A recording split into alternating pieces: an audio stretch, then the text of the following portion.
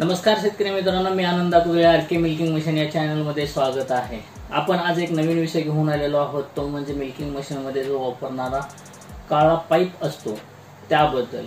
बऱ्याच शेतकऱ्यांचे अशी समज असते की काळा पाईप आपण जास्त लांबीचा घेतला तर काय होतं किंवा छोट्या लांबीचा घेतला तर काय होतं।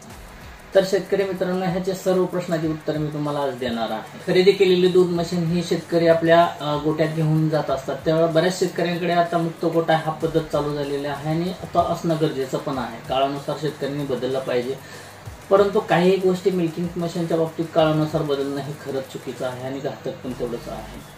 बघा शेतकरी मित्रांनो, मी कशाबद्दल बोलत आहे तुमच्या लक्षात आलेलंच असेल। जो किंवा मुक्त गोट्यामध्ये आपण जो काळा पाईप वापरतो, मशीन एका जागेवर ठेवली जाते आणि तिथून पुढे 100 फूट 50 फूट किंवा 40 फूट अशी देण्याची पद्धत असते किंवा तो शेतकरी घेऊन जात असतो। परंतु हे साफ चुकीचं आहे की मिल्किंग मशीन हा कन्सेप्ट वेगळा आहे आणि व्हॅक्यूम पाईप हा वेगळा आहे, पाईपलाईन करणं हा वेगळा आहे किंवा आपण पाण्याची पाईपलाईन करतो हा पण कन्सेप्ट पूर्णपणे वेगळा आहे। तर कसा वेगळा आहे तुम्हाला सांगतो। आपण मिल्किंग मशीन यूज करत असाल तर आपल्याला समजत असेल की तो व्हॅक्यूम असतो किंवा आपलं दूध मशीनचं कॅन चालत असतं, ते कॅन फक्त सक्शन करत असतं। म्हणजे कॅन चालण्यासाठी व्हॅक्यूम पंप हा त्याच्यातली हवा हा कॅन्डाच्या एंड टोकापासून, म्हणजे जो क्लॉ लावणार आहोत आपण त्या क्लॉ पासून पूर्णपणे मशीनच्या एंड टोकापर्यंत म्हणजे सायलेन्सर किंवा हवा व्हॅक्यूम एक्झॉस्ट पर्यंत हे खेचून घेत असतं।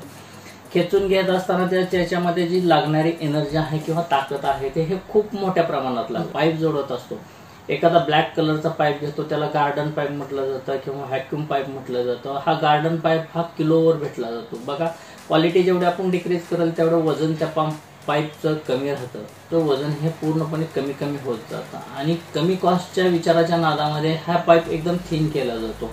हा जो आपण जो दाखवणार आहोत तो हा ब्लॅक कलरचा पाईप नाहीये माझ्याजवळ, परंतु आता हा जो पाईप आहे तो हा व्हाईट कलर मध्ये आहे। ह्याचं इंटरनल बोर हे 16 mm चा असतं। बघा शेतकरी मित्रांनो, याचं इंटरनल बोर 16 mm चा असतो। हा थिकनेस जो आहे तो पूर्णपणे जाड असावा लागतो। जेवढा जाड असेल तेवढा व्हॅक्यूम सक्शन करताना हा पाईप दबला जात नाही आणि रुटीनली शेतकरी ज्या किमतीच्या नादामध्ये किंवा एखादा सप्लायर जो असतो तो काही क्वालिटीच्या कॉम्प्रोमाइज करत असतो, त्याच्यामुळे हा पाईप पूर्णपणे जाड न वापरता एकदम पातळ वापरत असतो आणि असं सहज हाताने दाबलं तर। मित्रांनो, एक लक्षात घ्या की आपण 180 LPM चं उदाहरण दिलेलं आहे, तर 180 म्हणजे 180 किलोलिटर एका मिनिटामध्ये जर ह्या पाईप मधून जर तुम्हाला हवा सक्शन होत असेल तर ह्या पाईपची काय सिच्युएशन, ज्यावेळेस हे सक्शन करण्याची कॅपॅसिटी असते ते एकदम जास्त प्रमाणात असते आणि हा पाईपचे पूर्णपणे असा आतमध्ये दाबला जातो आणि पूर्ण अशी छोटीशी घडी पडली जाते। पडल्यानंतर ह्याच्यातून हवा जाण्याचं जे पुढा आहे, सक्शन करण्याची कॅपॅसिटी आहे किंवा जो सक्शन पाहिजे तेवढा पल्सेटरला मिळत नाही, त्याच्यामुळं व्यवस्थित पल्सेशन होत नाही आणि त्याचा परिणाम ऑटोमॅटिकली तुमच्या मिल्किंगवर होत असतो। 4-5 महिन्यानंतर झाल्यानंतर मशीन स्लो होते किंवा दूध फास्ट निघत नाही, बऱ्याच शेतकऱ्यांचं म्हणणं असतं आणि ते सांगितलंही जातं। आतापर्यंतच्या अनुभवातून आम्ही बऱ्याच वेळा हे शेतकऱ्यांना सांगत असतो की काळा पाईप तुम्ही यूज करू नका किंवा जो व्हॅक्यूम पाईप आहे तो यूज करू नका। बरेच शेतकरी लॅटरलचा पाईप वापरतात। बघा, लॅटरलच्या पाईपचा थिकनेस तर फार कमी असतो। प्रत्येक गोष्टीला शॉर्टकट हा नसतोही, काही गोष्टी ह्या शॉर्टकट विना हे वापरल्या जाव्यात किंवा त्याचा काही अभ्यास केलेला असतो। फार पूर्वीपासून ज्यावेळेस मिल्किंग मशीन तयार झाली त्यावेळेपासून व्हॅक्यूम पंपासाठी किंवा व्हॅक्यूम पंपापासून पुढं जे काय आपला गोटा असेल त्या गोट्यामध्ये हा PVC पाईप वापरला जातो। बऱ्याच कंपन्या हा 40 mm चा म्हणजे 1.25 इंचचा वापरला जातो। बघा शेतकरी मित्रांनो, 40 mm बोरमधून जाणारी हवा आणि 16 mm मधून जाणारी हवा किंवा सक्शन केलेली हवा ह्याच्यामध्ये घर्षण किती होत असेल। ज्यावेळेस हवा सक्शन केली जाते त्यावेळेस पूर्ण कॅन्डापासूनची जी हवा आहे ती घासत येत असते आणि ह्या पाईपमध्ये घासत येत असताना तो पाईप गरम पण होत असतो, त्याच्यात आर्द्रता तयार होत असते, पाणी तयार होत असतं आणि ते पाणी पल्सेटरमध्ये जात असतं किंवा पंपाकडे ते सर्क्युलेट होत असतं। परंतु ज्यावेळेस आपण हा PVC पाईप वापरतो ह्याच्यामध्ये घर्षण कॅपॅसिटी पूर्णपणे कमी असते आणि कमी झालेले फ्री फ्लोमध्ये आलेली हवा ही टँकमध्ये येते, त्या ठिकाणी रिलाइज होते आणि रिलाइज होऊन एक्झॉस्ट किंवा व्हॅक्यूम एक्झॉस्टमधून बाहेर फेकली जाते। हा जो काळ आहे किंवा हा जो वेळ आहे हा पूर्ण एका मिनिटामध्ये किंवा विदिन सेकंडमध्ये फ्रॅक्शन गतीने होत असतो। घर्षण एखाद्या गोष्टीला कुठे होऊ द्या, हवा ही घर्षण होत असताना बघा तुम्ही बऱ्याचशा वेळास आपल्या लक्षात येतं की आकाशातून एखादा उल्कापात पडत असतो, म्हणजे तो दगड पडत असतो, दगड जर जमिनीवर हवेच्या संपर्कात घासत आला तर तो जळत असतो. मग या पाईपची काय कॅपॅसिटी होत असेल किंवा ह्याच्यामध्ये काय स्ट्रेन राहत असेल तुम्ही समजून घ्या. आणि वापरण्याबद्दल आमचं कुठलंही दुमत नाही, तुम्ही वापरा, परंतु ह्याची कॅपॅसिटी स्ट्रॉंग ठेवा, जेणेकरून लांबी जी आहे पाईपची ते 40 ते 45 फुटापेक्षा जास्त नको आहे. कारण की सक्शन करण्यासाठी जे ब्लेड वापरले जातात हे ब्लेड हायलियम क्वालिटीचे असतात, काही प्लॅस्टिकचे असतात, हा आपला नंतरचा विषय आहे. परंतु पंपाचं लाईफ जर वाढवायचं असेल तर अगदी शेतकऱ्यांनी छोट्या छोट्या गोष्टीकडे लक्ष दिले पाहिजे. काळ्या पाईपचा आग्रह न धरता आपल्या गोट्यामध्ये PVC पाईपलाईनचा वापर करा.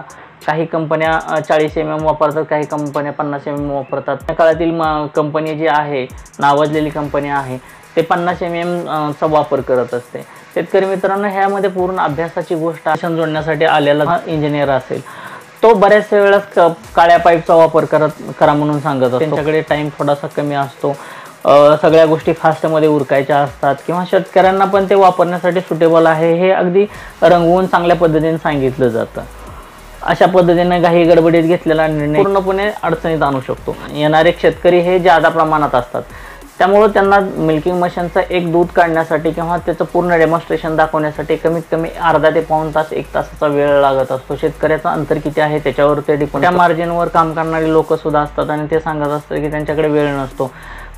प्रॉपर व्यावसायिक करणारी लोक सोडून जे काही इतर व्यवसायाशी निगडीत मिल्किंग मशीनचा व्यवसाय करत असतात त्यांच्याकडे वेळ फार थोडा असतो. कमीत कमी 50 किलोमीटर जाण्यासाठी लागणारा वेळ आहे, त्या ठिकाणी त्यांना पाईपलाईन करण्यासाठी लागणारा वेळ आहे, त्यानंतर तिथून पुढं जो काही मिल्किंग करण्यासाठी लागणारा वेळ, ह्या सर्व कॅल्क्युलेट केलं तर कमीत कमी 4 ते 5 तासांचं अंतर होत असतं. सडनली तुमच्यापर्यंत मशीन पोहोचवली जाते आणि त्याला काळा पाईप जोडला जातो. 50 फूट 100 फूट तुमच्या डिमांडनुसार वापरला जातो, तो पण चांगल्या क्वालिटीचा दिला जात नाही आणि लगेचच मिल्किंग करण्यासाठी घेतलं जातं. तर शेतकरी मित्रांनो, ह्या सर्व गोष्टीचा अभ्यास आम्ही करून तुमच्यापाशी हा मांडत आहे. आता कोणत्याही कंपनीवर किंवा कोणत्याही विक्रेत्यावर हा ब्लेम नाही आहे, परंतु शेतकऱ्यांनी जागरूकता निर्माण झाली पाहिजे की आपण वापरताना कोणती गोष्ट वापरावी, कशा पद्धतीने वापरावी, जर वापरलं तर नक्की याच्यापासून आपल्याला कसा फायदा होऊ शकतो. एकच गोष्टीवर ब्लेम होतो असं नाही, मिल्किंग मशीनमध्ये बऱ्याचशा अशा गोष्टी छोट्या छोट्या आहेत की त्या गोष्टीवर आपण प्रॉपर लक्ष दिलं पाहिजे. हा काळा पाईप वापरू नये हा एकदम छोट्यातला छोटा भाग झाला. बघा शेतकरी मित्रांनो, आपण आज